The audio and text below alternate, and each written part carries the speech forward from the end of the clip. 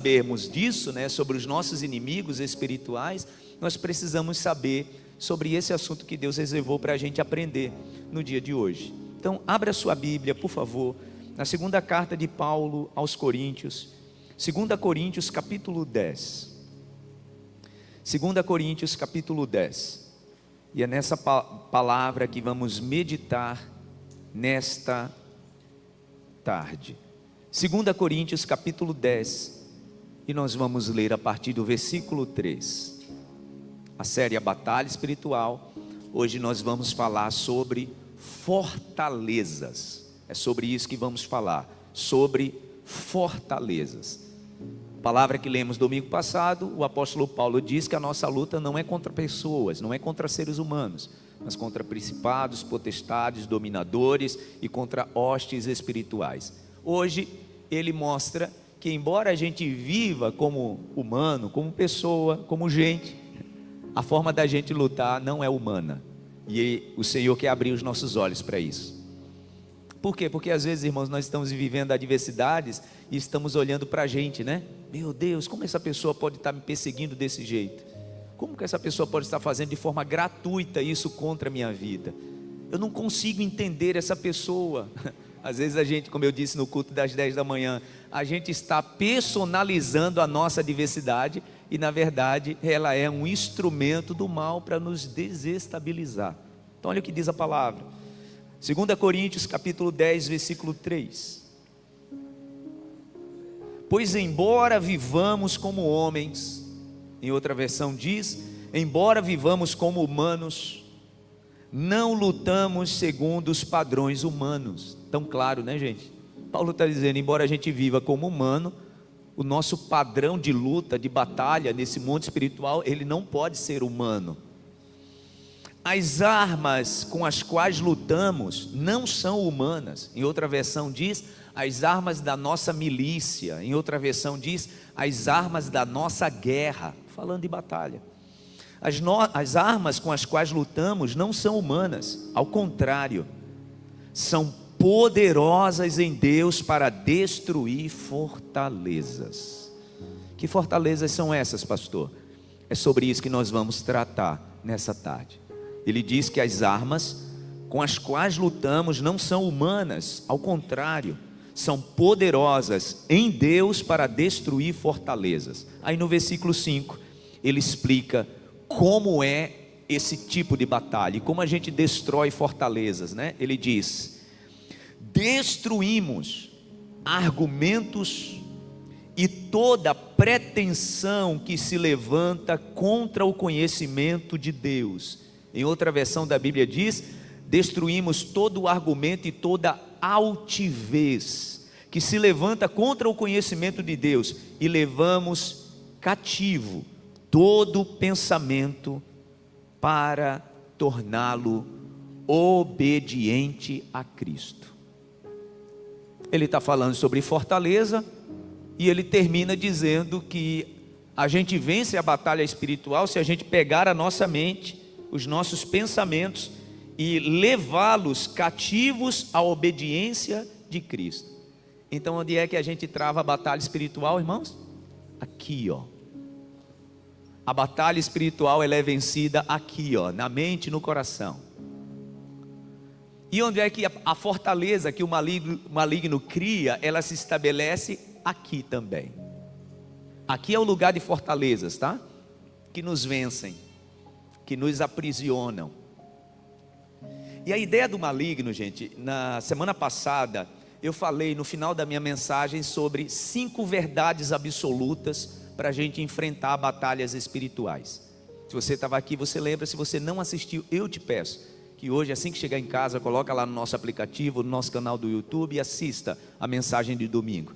Eu falei sobre 5 verdades absolutas na batalha espiritual, e a primeira delas é essa: o nosso inimigo nos odeia. Ele não quer o nosso progresso, ele não quer o nosso avanço, ele não quer que a gente tenha uma vida boa, ele não quer que a gente tenha uma vida feliz, ele não quer que a gente tenha uma família em paz. Tudo que é contrário ao conhecimento de Deus é o que o nosso inimigo deseja para a gente. Então por isso que ele cria fortalezas. Para quê? Para que a gente não vença. A fortaleza detém o nosso avançar. Eu falei sobre isso domingo passado, né? Todas as vezes que o nosso inimigo está vendo a gente ter algum tipo, algum nível de avanço, ele vai se opor. E ele vai se opor como, pastor? Contando mentiras. Ou, como diz Paulo, né? Quando ele chama de argumento, a palavra argumento em grego é a palavra logismos, que significa também sofismas. E o que são sofismas, gente? Sofismas são informações com aparência de verdade, que a gente até acredita.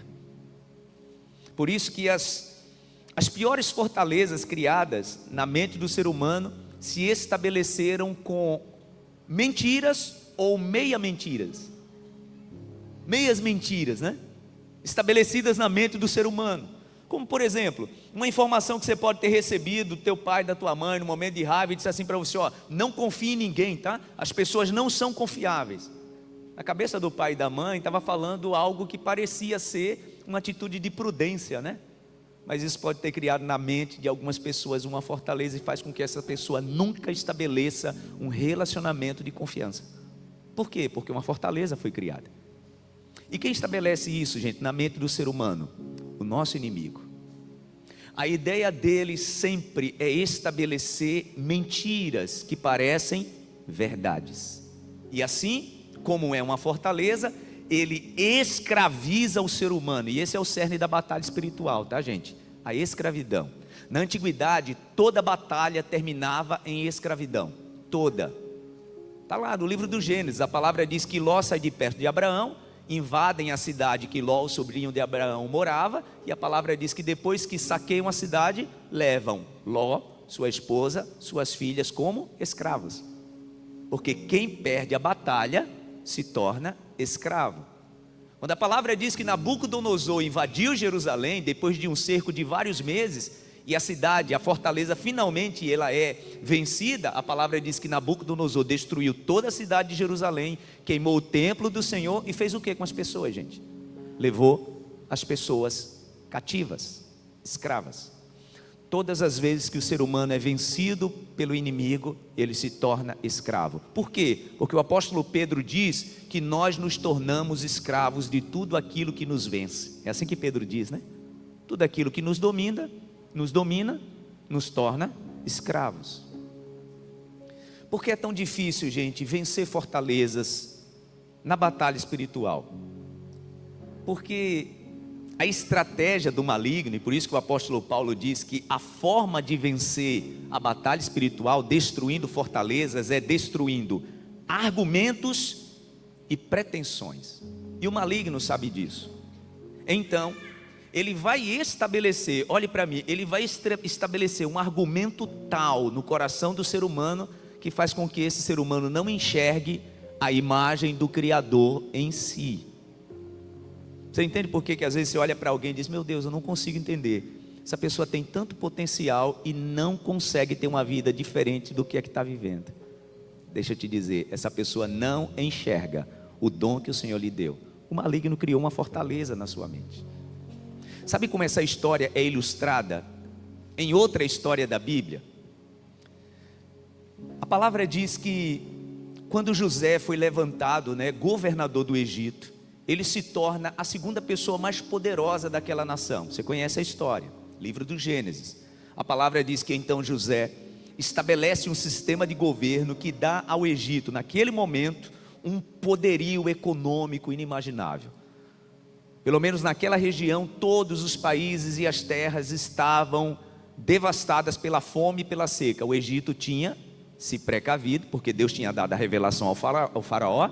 José revelou, e então o faraó disse: então vem administrar comigo. Onde a gente vai vendo lá depois do capítulo 40, a palavra diz que o Egito enriqueceu muito, porque toda aquela região ia para o Egito comprar comida. José traz a sua família para o Egito, Jacó vem com os seus irmãos, vocês conhecem a história. A palavra diz que 70 pessoas subiram para o Egito na família de Jacó e se estabeleceram na terra de Gósen.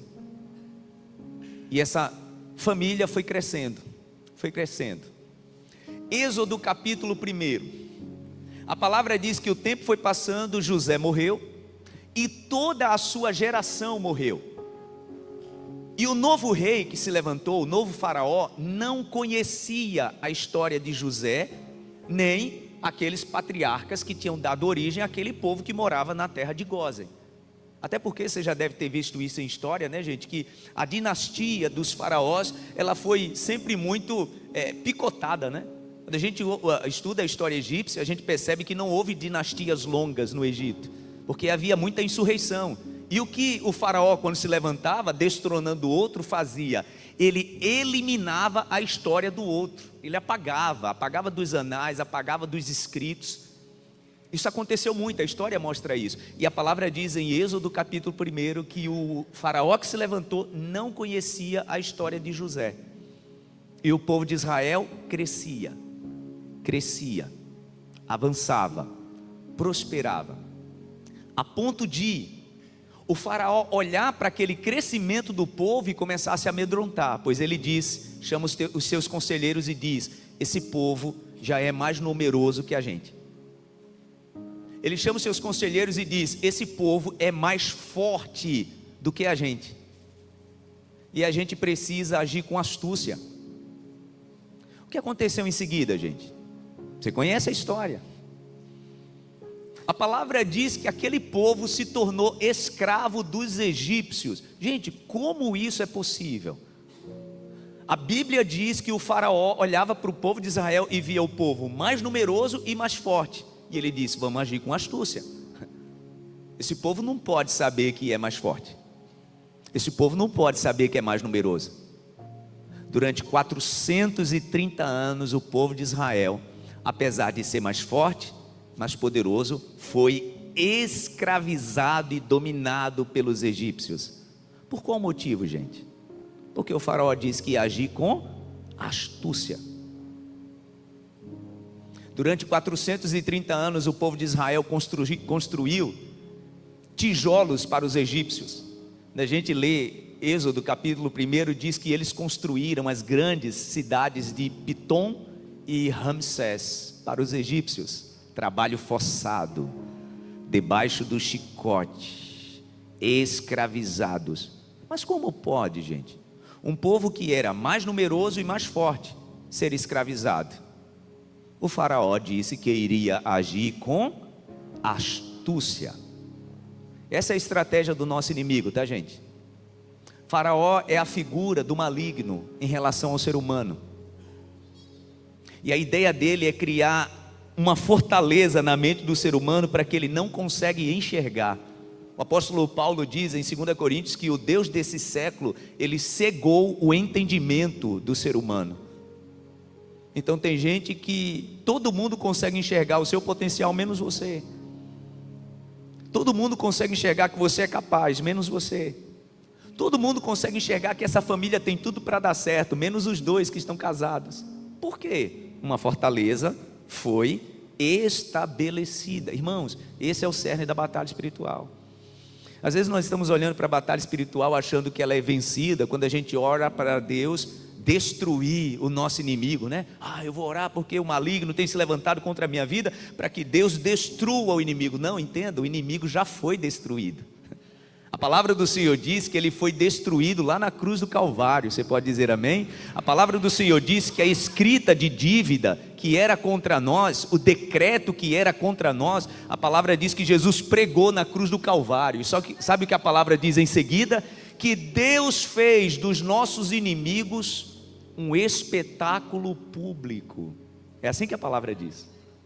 Pegou a escrita de dívida, o decreto que era contra a nossa vida, pregou na cruz do Calvário e depois fez do nosso inimigo um espetáculo público. Então entenda, tá? Na batalha espiritual, a nossa oração, ela não tem que ser para que Deus destrua o nosso inimigo, ele já foi destruído. A nossa oração é: meu Deus, destrua a estratégia que ele criou no meu coração, na minha mente, porque é aí que ele cria o que nós chamamos de fortalezas. Assim como o faraó, o inimigo conta uma história para que a gente não consiga enxergar o tamanho do nosso Deus. Durante 430 anos o povo de Israel construiu tijolo para os egípcios, mesmo os egípcios tendo medo deles. Quando eu falei domingo sobre as cinco verdades absolutas da batalha espiritual, eu disse que se tem uma coisa que a gente precisa estabelecer na nossa vida é que o nosso inimigo não tem poder sobre nós. Mas você já viu como é que o ser humano olha para o nosso adversário? Com medo. Só é falar sobre alguma coisa espiritual, o ser humano já está meio amedrontado. A ideia é essa. A ideia é que a gente perca antes de entrar no combate. Porque se uma fortaleza é criada na minha mente, e o maligno faz eu acreditar que eu não sou capaz, eu não posso, não tenho capacidade, não nasci para ser feliz. Irmãos, quantas pessoas já me disseram isso, pastor? Eu acho que eu nasci foi para ser infeliz. Eu acho que eu só nasci para sofrer. Isso é resultado de quê, gente? Resultado de uma fortaleza criada. É resultado de uma fortaleza estabelecida no coração e na mente. Deus cria o ser humano para que esse ser humano viva o seu propósito de bênção, de progresso, de vitórias. O maligno cria uma fortaleza fazendo esse ser humano acreditar, como também os israelitas acreditavam que eles eram sim fracos e escravos. Estabelecer, gente, uma fortaleza de cultura na mente é tão nefasto, é tão fatal, que a palavra diz, vocês conhecem a história, o Senhor levanta Moisés, e foi difícil, viu, gente?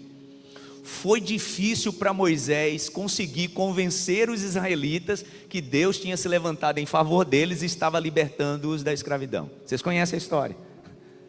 Moisés, perdoe a expressão que eu vou usar, ralou muito, dizendo para o povo: olha, Deus me apareceu lá no deserto, em meio da sarça, Ele disse para eu ser o libertador de vocês, e o povo, não, tipo assim, né? A gente é escravo e a gente vai morrer escravo, porque durante gerações, o estado de miséria foi repetido, aquela fortaleza, ela foi sendo reconstruída durante gerações.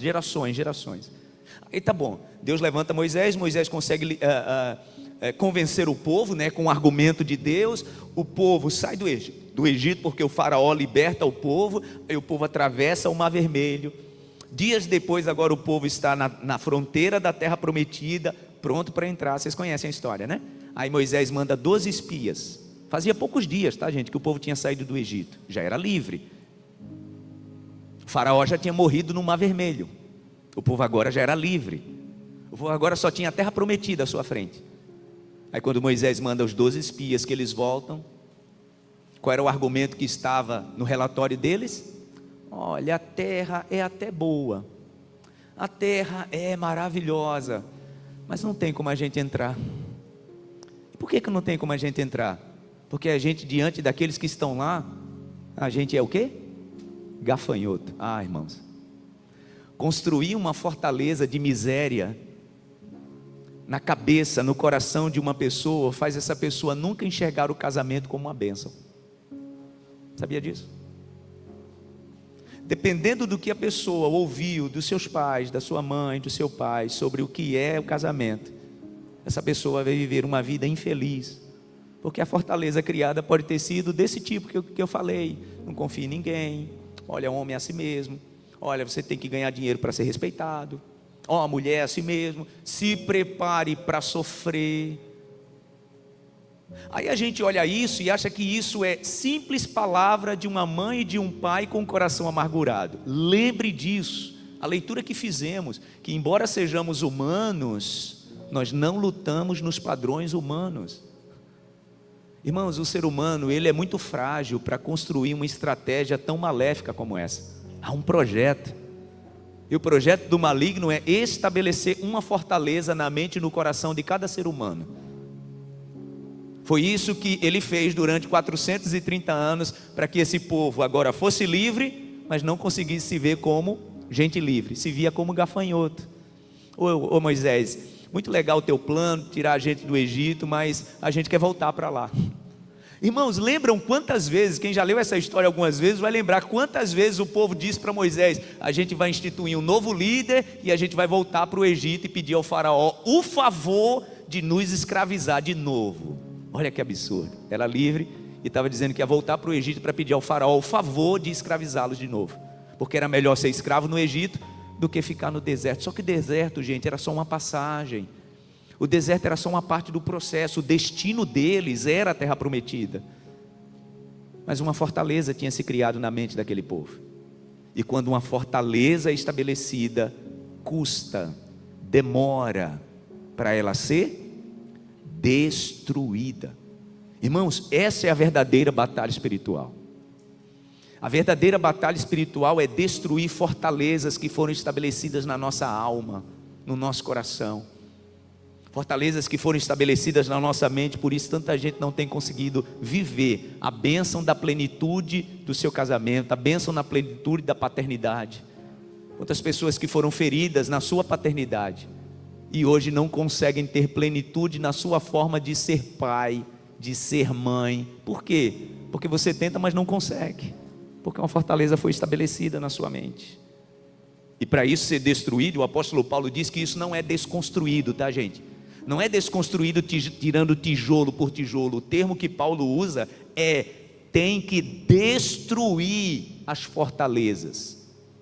E como isso acontece, pastor? Vamos lá para a gente ir para o final da mensagem. O apóstolo Paulo diz que a gente precisa destruir as fortalezas. E como isso acontece, pastor? Ele diz que a gente precisa destruir argumentos e pretensões. Ele diz: olha, as armas que nós usamos, apesar de sermos humanos, elas não são humanas. As armas da nossa guerra não são humanas, não são armas personalizadas, né? Mas são poderosas em Deus para destruir fortalezas. Aí no versículo 5 ele diz: destruímos argumentos e toda pretensão que se levanta contra o conhecimento de Deus. Qual é o conhecimento de Deus? O melhor para o ser humano. Qual é o conhecimento de Deus? A bênção de salvação para o ser humano. Qual o conhecimento de Deus? Que o ser humano domine sobre todas as coisas. Ele disse isso lá na criação: domine sobre tudo, sobre as plantas, sobre os animais. Por que você acha que alguém está sendo destruído por um vício? Você conhece gente? Gente inteligente que está sucumbindo a um vício. Vício da bebida, das drogas, de jogos. Agora a febre, né? A arma maléfica agora desse tempo que nós estamos vivendo são jogos, né? E cada vez mais querem implementar isso. Quantas pessoas, irmãos, inteligentes estão sucumbindo? Por quê? Porque não conseguem viver o propósito. Deus criou o ser humano para dominar e o ser humano está sendo dominado. Como é que eu destruo essas fortalezas, pastor? Primeiro, destruindo argumentos. O que são argumentos? A palavra argumento usada aqui por Paulo, no original grego, significa logismo, que vem da palavra logos, que é palavra, né? Logos é palavra. Logismo significa declaração. Eu gosto mais desse conceito. Logismo significa decreto. Paulo diz que nós precisamos destruir todo sofisma. Em outra Bíblia está escrito assim: sofisma, decreto, declaração, argumento. É a primeira coisa que precisa ser vencida e destruída na batalha espiritual. Argumentos. Argumentos que foram plantados em nós. Decretos que foram plantados na nossa alma. Decretos que foram plantados no nosso coração e criou uma fortaleza. Quantas pessoas que se tornaram escravas do dinheiro, exatamente porque um decreto foi plantado no teu coração lá atrás. Ganhe dinheiro, meu filho, senão você não vai ser alguém respeitado. Nesse mundo, se você não tiver dinheiro, você não consegue chegar em lugar nenhum. Aí a pessoa fez o dinheiro do seu Deus, né? Chamou Mamon para dominar a sua vida. Aí o dinheiro está acima da esposa, do marido, dos filhos, da família. Porque uma fortaleza foi criada, um decreto, né? Apesar, eu já citei que a palavra diz que Jesus ele já cravou na cruz do Calvário todo o decreto de dívida que era contra a gente. Mas quando o decreto, irmãos, ele não é destruído, ele continuará sendo verdade. Por isso, 430 anos depois, o povo de Israel agora é um povo livre, mas se vê como gafanhoto. Por quê? Porque um decreto do faraó estava valendo para eles ainda. Nós somos escravos. Não, mas agora Moisés já libertou vocês. Não, mas a gente é gafanhoto. Gente, que miséria, né? Que miséria quando uma fortaleza se estabelece. As pessoas não conseguem ser felizes quando não conseguem destruir decretos na sua vida. É aquele decreto que teu pai e a tua mãe, no momento de raiva, de ira, despejou sobre você. E hoje você já conhece a palavra, já aceitou Jesus, já se batizou, já teve uma experiência com o Espírito Santo. Você tenta avançar e progredir na sua vida, mas de vez em quando aquele decreto, aquela palavra que mais parecia um decreto na tua vida, te segura e te amarra. E isso pesa na alma, porque é uma fortaleza. Uma fortaleza que o apóstolo Paulo diz que a gente precisa destruí-la. E como? Primeiro, destruindo todo argumento. É aquela palavra no teu primeiro emprego, que o teu primeiro chefe, no momento de raiva, diz para você: olha, assim desse jeito você não vai para lugar nenhum, você não vai conseguir progredir. E aquela pessoa era uma referência para você. Como a estratégia do maligno é a armadilha, o que ele faz? Ele cria uma prisão. Todo mundo consegue avançar, menos você, porque uma prisão espiritual, já que a gente está falando sobre a batalha espiritual, uma prisão espiritual foi criada, e a gente está tratando isso como se a gente estivesse numa luta contra a gente, né? Contra pessoas. Eu não sei se você já ouviu essa história, mas é uma história verídica e real. No final da Segunda Guerra Mundial, quando os aliados conseguiram vencer, né, o eixo Japão, Alemanha, existia uma doutrinação, você sabe disso, por isso eles eram chamados de kamikazes, né? Uma doutrinação entre os soldados japoneses: se perder a batalha, não se renda. E qual era a ideia? Tira a vida. Um soldado estava num fronte e ele tinha recebido a ordem de não sair dali, mas aí ele percebeu que a batalha tinha sido perdida. E como um argumento muito forte, já que a gente está falando de argumento, né? Tinha sido estabelecido numa doutrina, quando ele percebeu que o seu eixo, né, aliado tinha perdido, ele não queria tirar a vida, então ele entra floresta dentro e vai se esconder. E ele passa dias. Vocês conhecem a história. Primeiro vieram as sanções, depois vieram os perdões. E quando agora, né, a guerra já tinha acabado, os aviões passavam panfletando, soltando panfletos, porque eles sabiam que tinham muitos soldados dentro da floresta escondidos. E os aviões soltavam panfletos dizendo: olha, a guerra já acabou. Se tem alguém aí se escondendo, pode vir, vocês não sofrerão nenhuma sanção e tal. Ele mesmo conta que ele lia aquele panfleto e ele pensava: isso aqui é uma estratégia do inimigo para me capturar.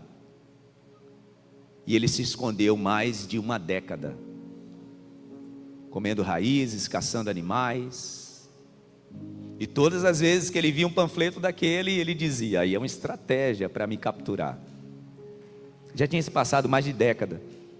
Um dia alguns caçadores estavam naquela floresta e, no descuido dele, porque ele se protegia muito para não ser descoberto, o enxergaram e, depois de muita insistência, tiveram que usar muitos argumentos. A gente está falando de quê, gente? De destruir argumentos, né? Eles tiveram que usar muitos argumentos para convencer aquele soldado que por mais de uma década ele tinha se escondido numa prisão imaginária. E demoraram para convencê-lo. Depois de muita conversa ele conseguiu, e agora o mundo já era outro mundo para ele, né? Ele viveu mais de uma década dentro de uma prisão pessoal que ele mesmo criou, uma fortaleza que ele criou, mesmo tendo argumentos para dissuadi-lo daquilo.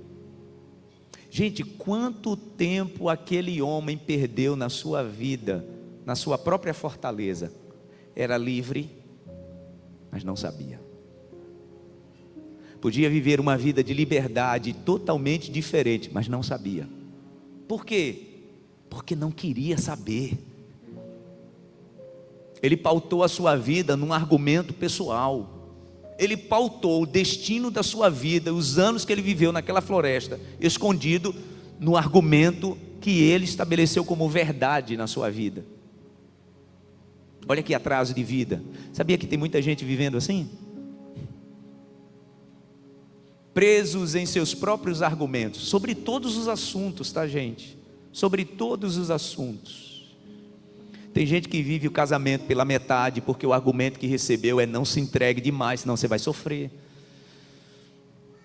Tem gente que não consegue viver a aliança do casamento na integral confiança que essa aliança exige. Por quê? Porque alguém um dia decretou: olha, cuidado, não confia demais, porque você pode ser traída, ser traído. E por assim vai. Fortalezas que são criadas, irmãos, essa é a verdadeira batalha espiritual. Batalha espiritual para você fazer uma oração forte, repreender o maligno, amarrar o mal, né? Quebrar a maldição hereditária.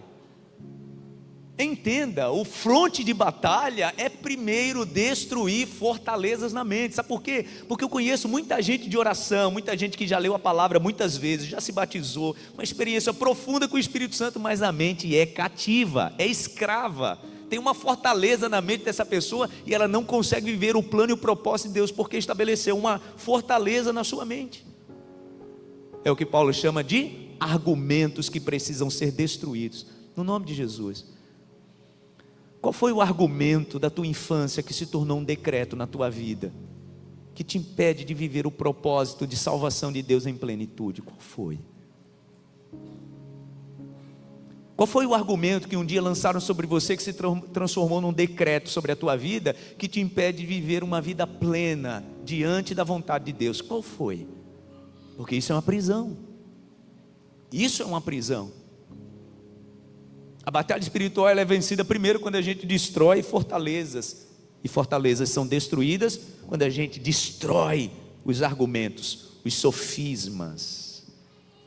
Eu serei bem rápido antes da gente falar da outra coisa que Paulo diz que a gente tem que destruir, para a gente conseguir destruir fortalezas. Isso aconteceu, gente, lá no princípio, tá? Lembra lá do jardim? Deus tinha dado uma informação à mulher e a seu marido. Qual foi a informação? Está aqui esse lugar maravilhoso, vocês vão administrar tudo isso aqui, não tem doença, não tem morte, vocês vivem para sempre, não tem males, aqui vocês vão viver plenitude. Só tem uma coisa que vocês não podem fazer. Está vendo essa árvore aqui no centro do jardim? A árvore do conhecimento do bem e do mal. Não comam desse fruto, apenas isso, o resto vocês podem comer de todos os frutos. Era um argumento de Deus, né? Quer viver bem? Obedeça e não coma do fruto. Gente, como foi que aconteceu a queda? Como foi que a queda do homem e da mulher aconteceu? Chega a serpente e traz o quê? Um novo argumento. Pergunta para a mulher: você entendeu bem o que Deus falou? Ele disse que você não pode comer de nenhum fruto que está no jardim. Era um argumento, né? E a mulher disse para ele: não, para a serpente, né, o maligno: não foi assim que Deus disse. Ele disse que eu não posso comer do fruto que está no centro do jardim, eu não posso nem tocar nele. Ela estava no argumento de quem? Da serpente ou de Deus? Agora ela estava no argumento de Deus. Se eu quero ser feliz, se eu quero viver pleno, se eu quero ter vida eterna, eu não como desse fruto. E Deus disse que eu não posso nem tocar. Deus nem tinha falado isso, mas ela acrescentou, né? A serpente então diz para ela, traz outro argumento e diz para ela: não, foi assim não, você entendeu mal. Se você comer, você não vai morrer. Ele sabe que se você comer desse fruto, primeiro, seus olhos vão se abrir. Porque sofismas são isso, tá? São isso, tá, gente? Sofismas são meias verdades. Quando a serpente disse para a mulher: você não vai morrer, ela estava falando uma meia verdade. Não ia morrer, pelo menos naquele momento fisicamente, né? Você não vai morrer. E tem outra coisa: Deus sabe que no dia que você comer, você vai ser igual a Ele. Eu preguei essa mensagem alguns domingos sobre o perigo da gente querer ser igual a Deus. Se você não assistir, assista essa mensagem, tá? Não queira ser igual a Deus. O argumento do maligno é: você come, seus olhos se abrem e plim, você se torna igual a Deus. O argumento foi forte, tá, gente? O argumento foi tão forte que fez a mulher abandonar o argumento de Deus. Tomado o fruto, comeu. Sabe o que ela constatou quando ela comeu do fruto, antes de oferecer ao marido? O que ela constatou? A serpente tinha razão. Eu comi e não morri. Eu achei que quando eu desse a primeira bocanhada eu iria morrer. Comi e não morri.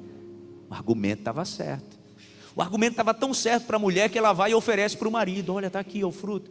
Eu comi, achei que eu ia morrer, eu não morri. Aí o marido come também. Não morrem, só descobrem que estão nus, né? Por que eles desobedeceram a Deus, gente? Porque eles acharam mais plausível o argumento da serpente do que o argumento de Deus. Como isso pode ser destrutivo, irmãos, na vida de uma pessoa. Pessoas podem perder o casamento, sabe? Você sabe que a fidelidade do casamento, a fidelidade da aliança ao Senhor é sim um princípio estabelecido para a bênção. Aí daqui a pouco começa alguém chegar com um argumento: não, não tem problema não, rapaz, não tem nenhum problema, isso não tem nenhum mal, não tem nenhum problema não, isso é besteira, todo mundo faz. Você tem o seu negócio e quer viver debaixo da bênção do Senhor, aí alguém chega e diz: não, olha, todo mundo age desse jeito, não tem como hoje um empreendedor não fazer desse jeito, todo mundo faz. É um belo argumento que pode criar uma fortaleza espiritual terrível. A serpente conseguiu vencer no argumento, o argumento de Deus, e a mulher caiu. E aí uma fortaleza foi criada, trazendo o que, gente? Morte eterna. O apóstolo Paulo disse: se nós queremos vencer as nossas batalhas, que não são humanas, mas são espirituais, nós precisamos destruir as fortalezas, destruindo os decretos, os argumentos. A segunda coisa que Paulo diz que a gente precisa destruir é toda pretensão. Em outra versão da Bíblia ele chama de altivez. O que é altivez, gente? Altivez é isso aqui. Altivez é que eu estou no lugar, e pelo conhecimento que eu tenho, que se eu subir aqui e me estabelecer aqui, é melhor. A palavra altivez tem esse conceito, né? Eu estar no lugar mais elevado, é a pretensão, né? Todo argumento, gente, que não vem de Deus, gera no ser humano uma altivez e uma pretensão. Sabe como é o nome da fortaleza criada pela altivez e pela pretensão? O nome da fortaleza é ego. Ego. Quantas pessoas aprisionadas no seu ego? Porque a fortaleza da pretensão, da altivez, faz com que eu não ouça conselhos. A fortaleza da altivez e do ego faz com que eu não ouça ninguém que está tentando me ajudar. A fortaleza da altivez e do ego faça com que eu pense: vou deixar ninguém se meter na minha vida. Não, rapaz, eu sei o que eu faço. Essa é a fortaleza do ego. E por que ela precisa ser vencida? Porque nós, irmãos, precisamos de uma palavra de socorro, mesmo quando a gente está pensando que não precisa de socorro. Já conheceu alguém assim? Que o casamento está assim, ó, o casamento está indo ladeira abaixo. Aí chega um amigo, uma amiga de verdade, né? Porque amigo de verdade, meu irmão, sempre vai nos confrontar. Deixa eu te dizer, você tem amigos que não te confrontam, reavalie suas amizades. Porque amigo que só concorda com você até quando você está errada, quando você está errado, não é amigo verdadeiro. Aí, às vezes você tem amigo de verdade que chega e te confronta e diz: rapaz, cuidado. Se você não tiver cuidado, você vai perder seu marido, você vai perder sua esposa. Você não está percebendo, não? A fortaleza do ego diz o quê? Nada, a gente já teve problema assim e se resolveu. Depois a gente tem uma conversa, fica uns dias brigados e tudo se resolve. Gente, quem está na fortaleza do ego não ouve ninguém, não ouve conselho, nem ouve o Espírito Santo. Porque às vezes é o Espírito Santo usando a boca de alguém para dizer para você: cuidado. Se você não tiver cuidado, você vai cair no precipício. Mas você está na fortaleza do seu ego. Meu irmão, quem está na fortaleza do ego faz igual Caim, né? Quando o próprio Deus chegar para ele já tinha tramado a morte do irmão, tá? Ele estava desagradado porque Deus aceitou a oferta do irmão e não a dele, ele já estava tramando. Deus chega para ele e diz: Caim, cuidado, o pecado está batendo a tua porta, se você não tiver cuidado ele vai te dominar. Só que Caim estava na fortaleza do ego, né? Mais ou menos olhou para Deus e diz assim: isso aqui eu sei lidar, deixa comigo. Leva seu irmão para o campo e o mata. Deus volta e diz para ele: eu não te avisei, Caim. Mas por que ele não ouviu Deus, gente? Por que Caim caiu na desgraça? E essa, de fato, essa atitude que ele teve trouxe desgraça sobre a sua vida. Por que ele não ouviu Deus? Porque ele estava nessa fortaleza do ego, que é a pretensão. Quando nós estamos, irmãos, nessa fortaleza do ego, o nosso coração precisa ser quebrado. Os nossos argumentos precisam ser quebrados. A batalha espiritual, ela se dá nesse lugar. Estamos recebendo conselhos sucessivos dizendo: não vá, não faça, porque você vai sofrer, e a gente está indo. Estamos recebendo palavras de conselho o tempo todo, Deus dizendo: olha, o caminho não é esse aí, mas a gente está indo. É igual a Balaão, né? Senhor dizendo: não vá atender os anseios de Balaque, e ele vai. Deus precisa usar a jumenta para consertá-lo.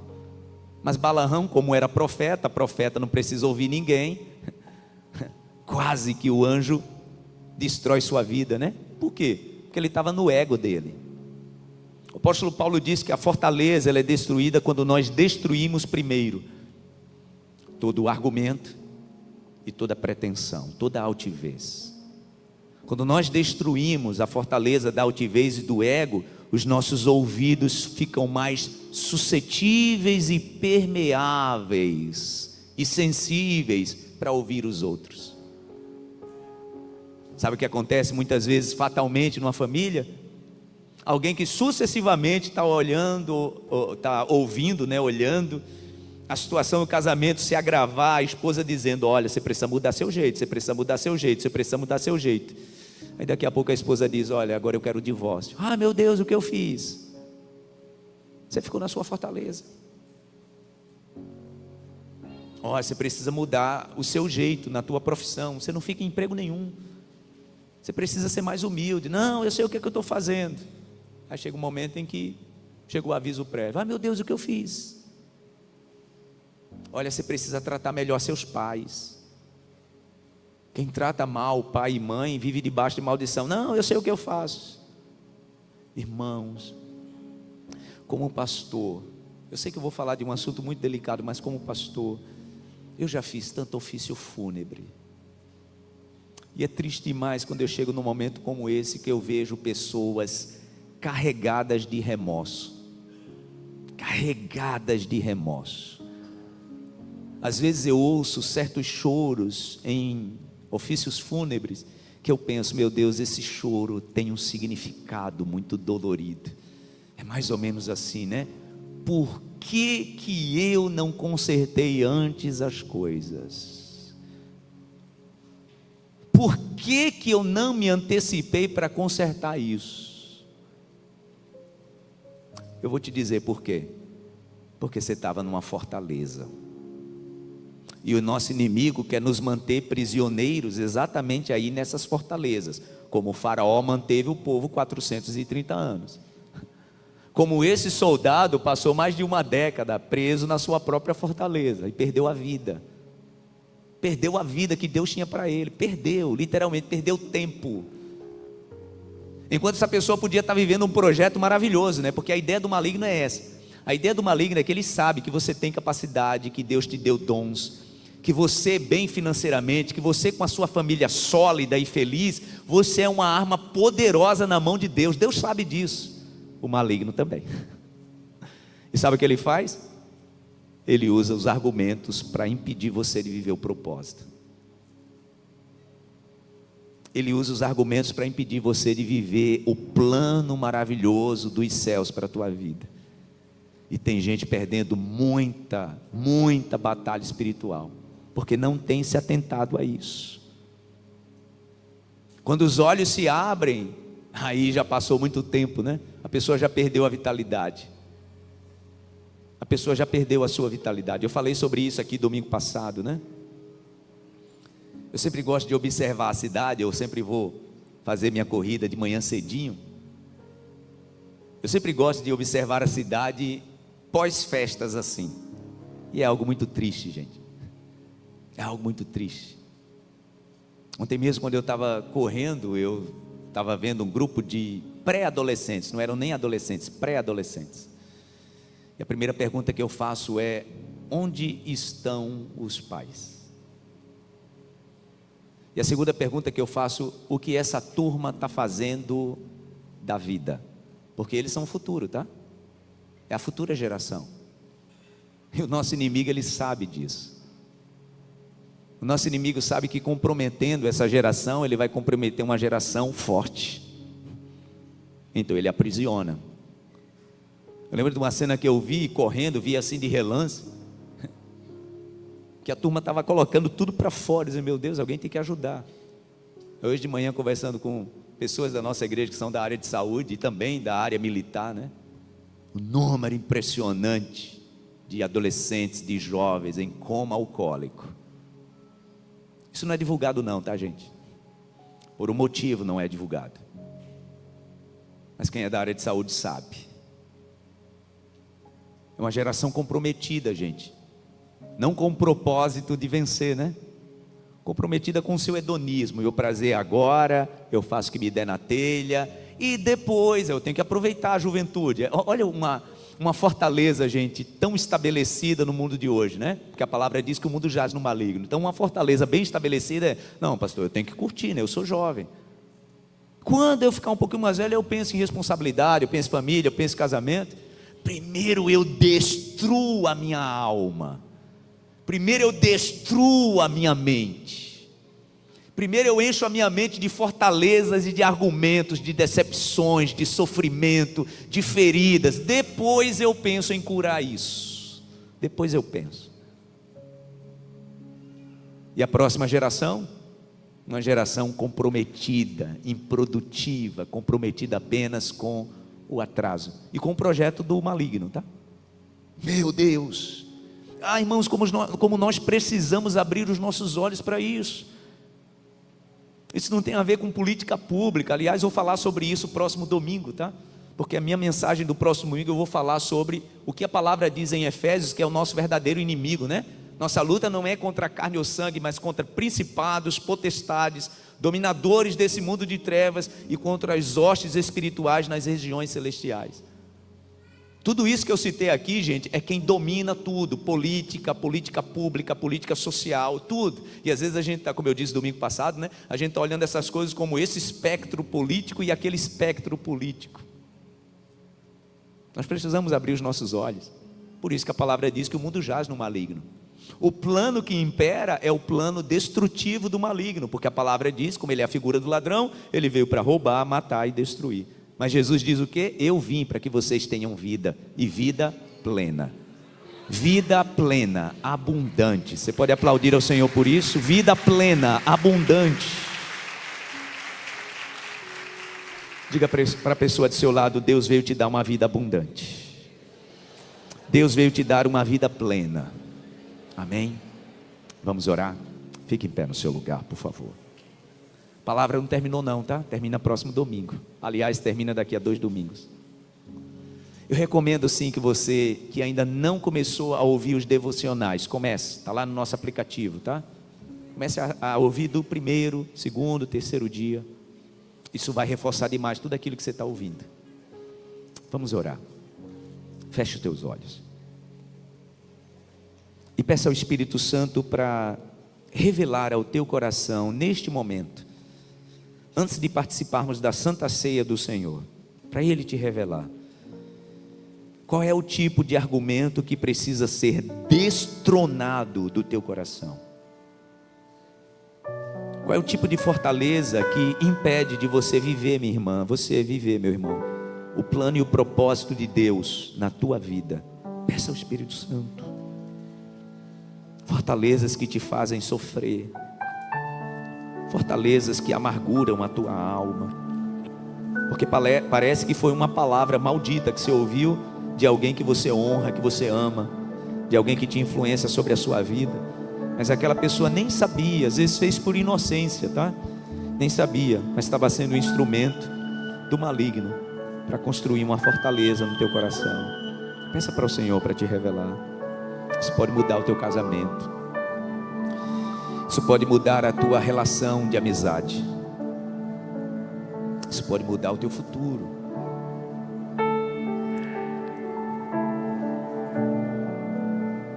Peça ao Senhor. Peça ao Espírito Santo para te revelar decretos que foram estabelecidos na tua vida. quero falar sobre algo muito espinhoso, mas o Espírito Santo me impulsiona para que eu fale. Muitas pessoas, irmãos, quando eu falo sobre batalha espiritual, me procuram e dizem: pastor, eu entendo que na minha vida tem um entrave, porque eu vim de uma família onde a minha família, pela falta de conhecimento de Deus, consagrou todas as pessoas aquilo que eles acreditavam. E eu percebo que isso é sobre a minha vida uma luta, uma batalha muito grande, porque hoje eu conheço Jesus, mas eu percebo que a minha vida sempre está à sombra daquilo que aconteceu, que eu não tinha entendimento. Entenda, a palavra do Senhor disse: pois o Filho vos libertar, verdadeiramente sereis livres. Você é livre em Cristo Jesus. O maligno não tem mais domínio sobre a tua vida. Ele não tem mais domínio sobre a tua história. Ele não tem mais domínio sobre o teu destino. Ele não tem mais domínio sobre o teu futuro. Para isso se levantou o Filho de Deus, para destruir as obras do maligno. É assim que diz a palavra. Confie. Há um decreto estabelecido na cruz do Calvário, e esse decreto se sobrepõe a qualquer outro que tenha sido estabelecido na tua vida. Você foi consagrado ao Senhor. Você foi consagrado ao Senhor. Você pertence a Jesus. Aquilo que foi feito na ignorância, a palavra do Senhor diz que Deus não leva em conta o tempo da ignorância. Deus não leva em conta o tempo da ignorância que os seus pais tinham espiritualmente. Você entregou sua vida para Jesus, sua vida pertence ao Senhor Jesus. Você é livre em Cristo Jesus. Receba esse novo argumento, porque é um argumento dos céus, tá? Esse é o novo decreto de Deus sobre a tua vida. Não é porque o pastor está falando, meu irmão. Você aceitou Jesus, e quem aceita Jesus tem uma nova vida com Ele. A palavra do Senhor diz: nenhuma condenação há para aqueles que estão em Cristo Jesus. Você pode dizer amém? Não tem mais condenação. Você não precisa nem receber uma oração forte, tá? Se você quiser, eu oro por você, mas entenda, a maior declaração é a declaração feita por Jesus na cruz do Calvário: está consumado. Ou seja, o plano foi estabelecido, a escrita de dívida foi apagada, foi aniquilada. O Senhor fez dos nossos inimigos um espetáculo público. É assim que a palavra diz. Ah, meu Deus, nos prostramos diante da tua cruz, olhamos e vemos o sangue de Jesus sendo derramado sobre nós, sangue que nos purifica de todo pecado, que limpa toda a nossa culpa. A escrita de dívida que era contra nós, ela foi apagada, ela foi aniquilada. O Senhor garantiu a nossa vitória. Seguimos, meu Deus, plenos nisso. O Senhor garantiu a nossa vitória. É essa palavra que estabelecemos como verdade no nosso coração. O Senhor nos libertou, somos livres em Cristo Jesus. Vencemos essa batalha porque o Senhor já venceu por nós. Tomamos posse da vitória porque o Senhor já venceu a batalha por nós. E vamos avançar, e seremos luz na vida de uma nova geração, e seremos luz na vida de muitas pessoas, porque o Senhor trouxe luz à nossa vida. Nós somos a luz do mundo. Fomos libertos em Cristo Jesus. O nosso inimigo não tem mais poder, não tem mais domínio sobre a nossa vida. Declaramos isso para a glória de Deus Pai, do Deus Filho e do Deus Espírito Santo. Sim, meu Deus, destruímos toda fortaleza, todo argumento, toda pretensão, e levamos o nosso pensamento cativo à obediência de Cristo. É nessa palavra que estabelecemos a nossa vida para a glória do Senhor. Amém e amém. Aplauda ao Senhor bem forte. Receba a bênção de libertação de Deus sobre a sua vida. Essa batalha você não vai precisar lutar, o Senhor luta por você. Você pode dizer amém?